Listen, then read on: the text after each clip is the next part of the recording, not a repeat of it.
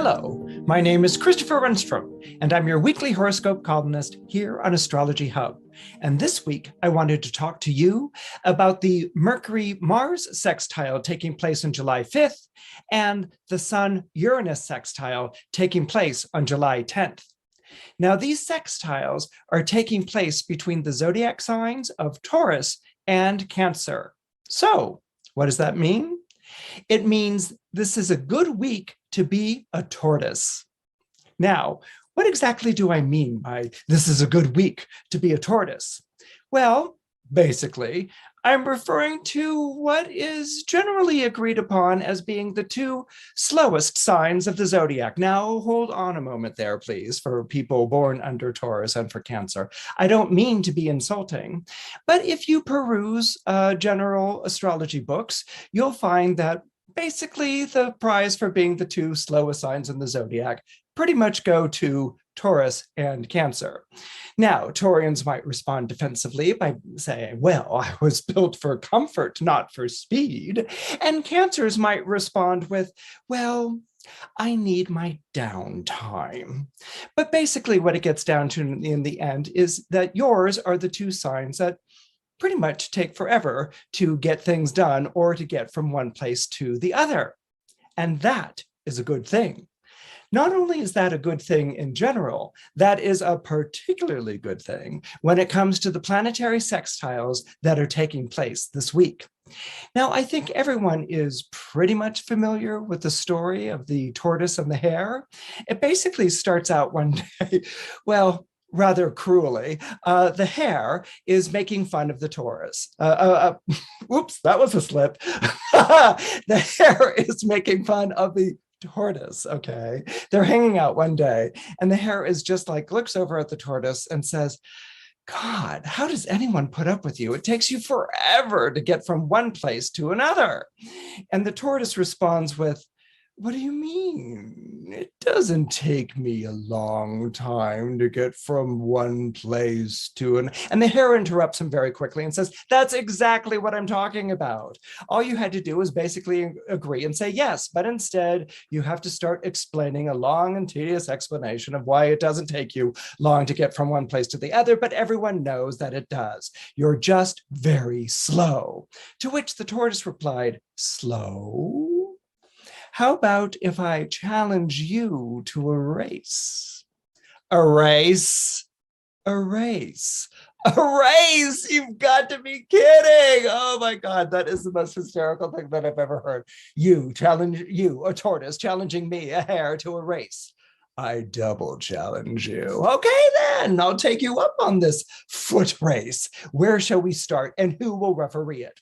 Well, there happened to be a fox passing by at that particular moment, and they're like, hey, fox. And he's like, will you come over and basically referee this race that I'm going to be running against this tortoise? And the fox is like, you're running a race against a tortoise? And the hare is like, yeah, isn't that hysterical? And the fox is like, sure. So they agreed upon what the distance would be, you know, where they would go on this particular race. And so they lined up at the starting line, and the fox said, go. And both of them, well, went. The hare sped and the tortoise took a step forward. Now the hare went galloping on down the path and around the bend and up and over a bridge and through the trees. And at that point, he was just sort of like, oh, it's just such a warm and hot day, and that fuddy-duddy tortoise is going to take forever. This looks like a lovely patch of grass. I think I'll curl up right on here and take a nap. And so that's exactly what the hare did. And the tortoise kept on plodding. The tortoise kept on plodding for minutes that turned into hours, and hours that turned into almost the entire afternoon. And at a certain point, he reached the hare, who happened to be napping, snoring deep in a sound sleep.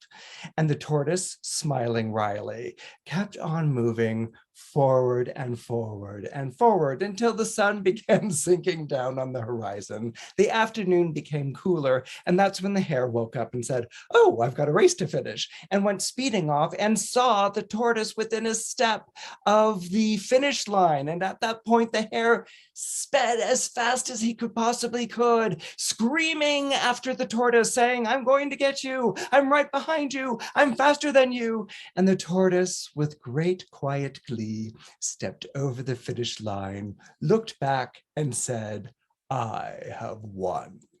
Now, we all know that story. It's a marvelous story. And it's a story that we, basically there's a moral to the story. There's always a moral to the story in an Aesop's fable.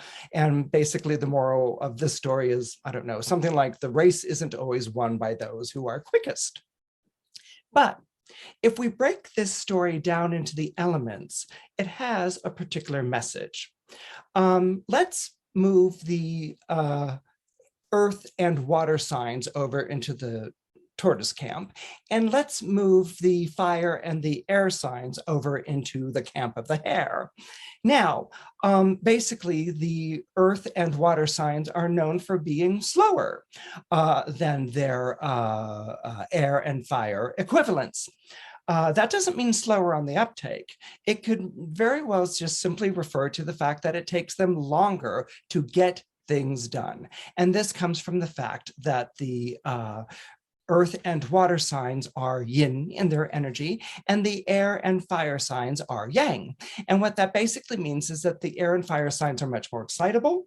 They're described as being more impulsive, maybe even reckless, and quick.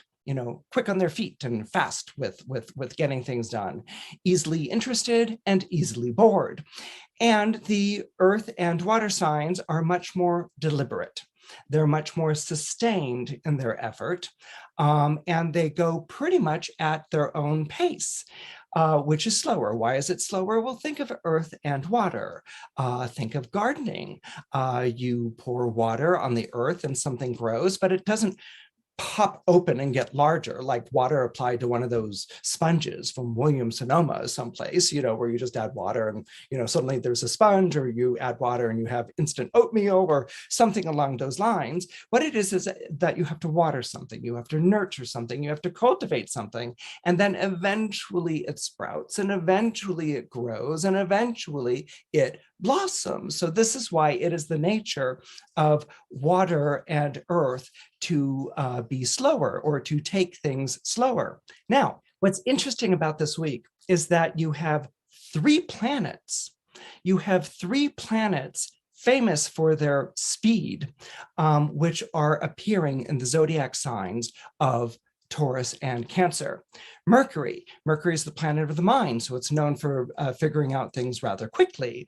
Mars is the planet of that's what I want, or impulsiveness, or even recklessness in combat. So it also does things quickly and fiercely. And Uranus quickens anything that it comes within orb of. It is the planet of revolution and change. It's famous for knocking things upside their head and turning the tables and kicking over the game board and sending all the chess pieces flying. And so that's what these 3 planets can do. But planets ultimately have to behave in the signs that they pass through. And signs, although we are familiar with their particular qualities and characteristics, and each sign has unique qualities and has unique characteristics, signs still are in turn bound to temperament. And that temperament is not decided by the zodiac sign. That temperament is decided by the element. So what do we have with Mars entering Taurus and Mercury entering Cancer on July 5th, and then immediately forming a sextile? What do we have with the sun, which is currently traveling through Cancer, forming a sextile to Uranus, which is in the zodiac sign of Taurus? Aspects are very important in astrology. Aspects are so important in astrology because aspects change the dispositions of the planets, all right? Planets can be in agreement, they can be in disagreement, they can be not talking to one another, and they can be hailing each other and saying, it's great to see you. Okay, it all depends on the aspect that a planet is making to another planet in the sky. In addition to that is the aspect approaching or departing. In this instance, we have a Mercury which is in Cancer. And again, as I pointed out, Cancers aren't known for being really swift or fast on the uptake or for showing their hand. And so Mercury in Cancer is described often as playing cards close to the chest and being sensitive and deeply feeling, but not particularly expressive or communicative. Actually, what we have with a Mercury in Cancer is the disposition of the planet being really quite stealthy, okay? And stealthy is an excellent word to use for Mercury in Cancer. Why? Because Cancer is ruled by the moon, and the moon was named after the Greek goddess Diana, and Diana was famously the goddess of the hunt. Now, if you know anyone who hunts, or if you happen to hunt or know anything about hunting, hunters don't go and announce their presence to deer that they're tracking. Okay, they're not like, hey, Bambi, over here, you know. What hunters do is that they follow tracks and they wear clothing that allows them to blend into the background. And they might even go and wait for a long period of time until their prey moves into range. This is something that you have with the Mercury in Cancer, okay? It's very stealthy. It follows tracks and hides its traces, okay? It doesn't really make its presence known. When it sextiles a planet like Mars and Taurus, what you have there is basically someone who is expanding their turf, looking to expand their turf and territory, maybe annex somebody else's turf and territory. But Mars in Taurus can definitely have a more persevering attitude or approach to an action. So what you get is perseverance in action with Mars and Taurus, sextiling stealth with a Mercury in Cancer. What you also get with Sun in Cancer is all of that stealth that I was talking about the zodiac sign of Cancer. But what you also get is the waiting. Okay, the waiting to see how someone else is going to act, waiting for the circumstances to align just right, waiting for the target or the goal or the prize to come within view or to come within reach. Now, one can wait for a very long time. One can be left waiting. But what changes it for this week for the signs of Cancer and Taurus is Uranus. Uranus, as we know, is the planet of revolution and change.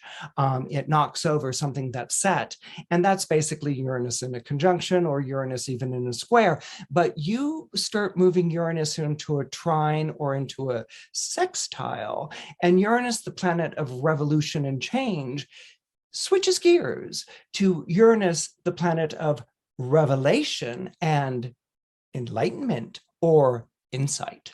Okay, so what can happen here with the sun in a departing sextile to Uranus and Taurus is all of a sudden a sort of insight into how something works.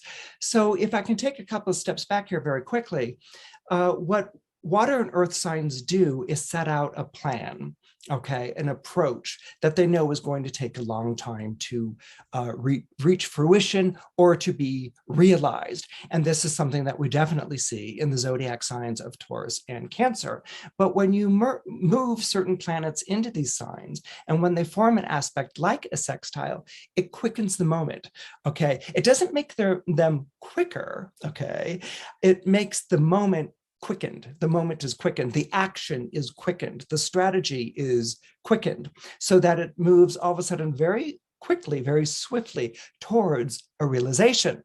So this is basically essentially good news for those born under Taurus and Cancer in particular, because what it means is that your long-standing plan, Okay, maybe it's something you came up with last week. Maybe it's something you came up with last month. Maybe it's something you put into motion last year, or hey, we're talking about earth and water. Maybe it's something you put into motion a decade ago. So whatever that plan may be, that action that you knew was going to take a long time to unfold, this is very quickly moving towards its realization this week. It's moving. That prize is within reach. That target is within your sights. That objective is about to be realized, and whatever that may be. It's a week old, it's a month old, it's a year old, it may be a decade old, whatever that may be, we can expect you to pretty much realize it around July 13th, when Mercury sextiles Uranus. Now, before I let you go, I want to emphasize one more thing, or I want to share with you one more thing about living in alignment with your temperament. If you are the tortoise, okay, it's taken you a long time to reach this goal, and your foot finally falls over the finish line and you look back. Yes, you can allow yourself a smirk, a happy little smile. But what you cannot allow yourself, is a shout of triumph. What you cannot allow yourself is to trumpet your accomplishments from the rooftops. What you cannot allow yourself is public gloating. Why? Well, the simple answer, according to astrology, is it's not your temperament. It's not your style. It's not in your nature. The real why? The real why is when you move as stealthily as you move, when you take into account all the things that you're going to do ahead of time, when you move in such a way as to not to be when you move in such a way as not to be perceived, recognized, or found out, that is the secret of your success. But if you were to turn around after accomplishing what it is that you accomplish, and if you were to do something very unwatery, and if you were to do something very unearthly, as to say, ha, I'm the winner, I'm the best, I got the better of you, then you will call upon you forces that are negative, or in a way punishing to the nature. Now, it's not like you're going to bring out bad things will happen to you, but what it is that the secret of your success was in the slowness. The secret of your success was in how imperceptible it was. The secret of success was in how long it took to unfold. If you call attention to it, not only have you given away the game, but you have given away yourself in a way that suddenly makes you vulnerable or a target for others' enmity or envy.